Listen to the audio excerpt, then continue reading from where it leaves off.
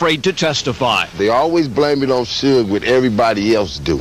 You know what I'm saying? He did it. He always try to avoid everything, keep everything down. This is business. This ain't no gang, none of this. But here in the Compton neighborhood where Suge grew up, mob Piru gang members like 32-year-old Heron see Knight as a man who gave his friends and family jobs. I work. I pay taxes too. You know what I'm saying? That's right. And this is what Suge taught me. Yeah. I ain't never had a job before in my life until I started working for Suge. You know, in and out of jail. You know what I'm saying? Did a little bit of everything. You know what I'm saying? Now I'm, you know what I'm saying?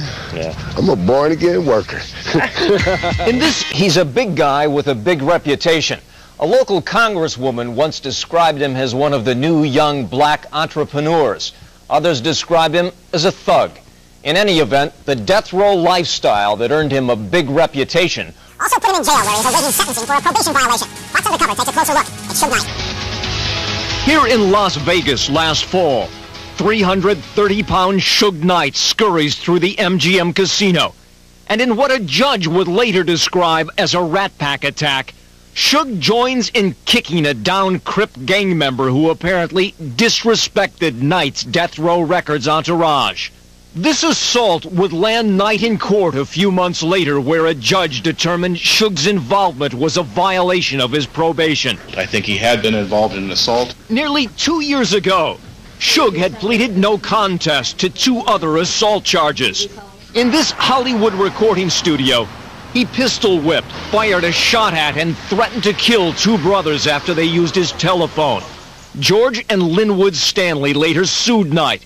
He agreed on a $1 million settlement, but only paid a third of it. You see, we live by the gun, so we die by the gun. The Stanley's attorney calls death row a modern-day crime family, adding he and his clients are afraid to publicly discuss their case.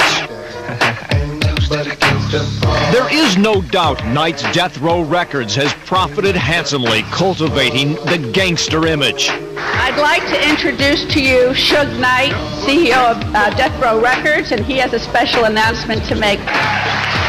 But in public, Knight works another image. In suit and tie, he poses with the mayor at a South Central youth center where he donated money. He has handed out thousands of holiday turkeys and toys in the inner city the past 4 years. It's free now, come on. And hosted an annual Mother's Day bash for 1,000 single moms. Wrong that he's done supersedes any good that he's done. But Doris and Sol Jamerson aren't buying what Suge is selling. He's a bully, and I don't have no respect for him. Witnesses say their son Kelly was beaten to death by up to a dozen death row thugs. Nearly 2 years ago, Kelly had joined friends at this death row party following the Soul Train Music Awards. It was held here at the El Rey Theater on Wilshire Boulevard. According to police, witnesses say Kelly, a 28-year-old construction worker, Little League coach, and father of 3 children, was knocked to the floor, kicked and beaten with metal chairs. Glass from broken beer bottles embedded in his scalp, his face mangled. All because of a perceived slight against someone from death row. The Jamersons blame Suge Knight. I was told that he was aware that my son was there, was having an argument with someone, and he said, take care of it. And that's what they did. No one has ever been arrested for his murder. The DA's office cites conflicting stories and witnesses afraid to testify. They always blame it on Suge what everybody else do. You know what I'm saying? He did it. He always try to avoid everything, keep everything down.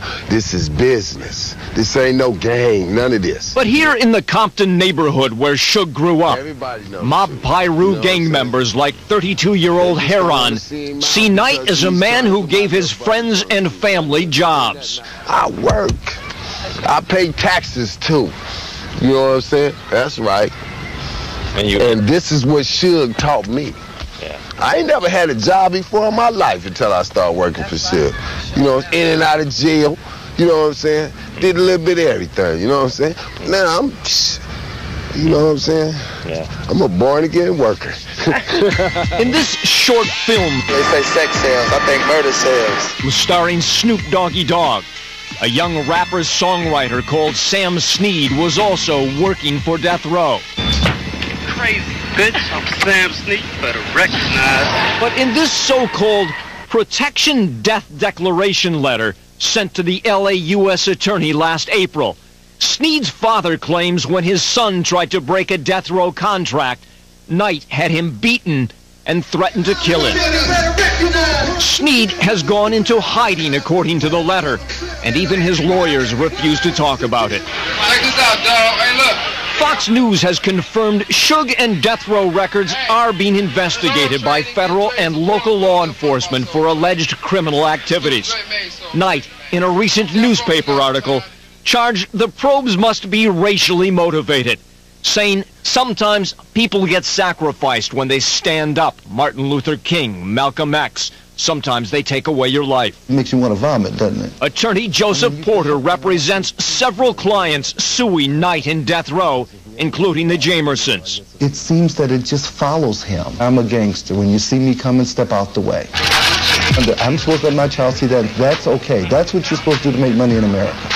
Don't buy it. And to equate that with Martin Luther King or Malcolm X is outrageous. And here at Linwood High in the early 80s, some say to describe Knight as a gangster would have been outrageous. He is remembered as Marion, not Suge, a motivated, hard-working football player. And later here at El Camino College, he was not only a standout defensive tackle, but according to his coach, a straight, easygoing, likable kid. There wasn't anything negative I could say about Suge with his stay here. Not at all. But today, it seems Suge revels in his gangster image. He named his Las Vegas nightclub 662. The numbers spell out mob on a telephone keypad. The old family home is still trimmed in red colors of the mob Piru street gang. So, hey. One former employee says Suge gangsterized Death Row to the point wherever he went, someone went down in a fight. As a result, it now seems Suge won't be moving into this hilltop Encino mansion he is remodeling anytime soon. Knight's attorney and family have not responded to our request for comment. Meanwhile, at least a half dozen people have filed suit against Knight because of violent behavior, including 2 NFL football players who say they're afraid to talk about it. As for Death Row, one former employee says that ship is going to sink on its own. And we'll have that story tomorrow.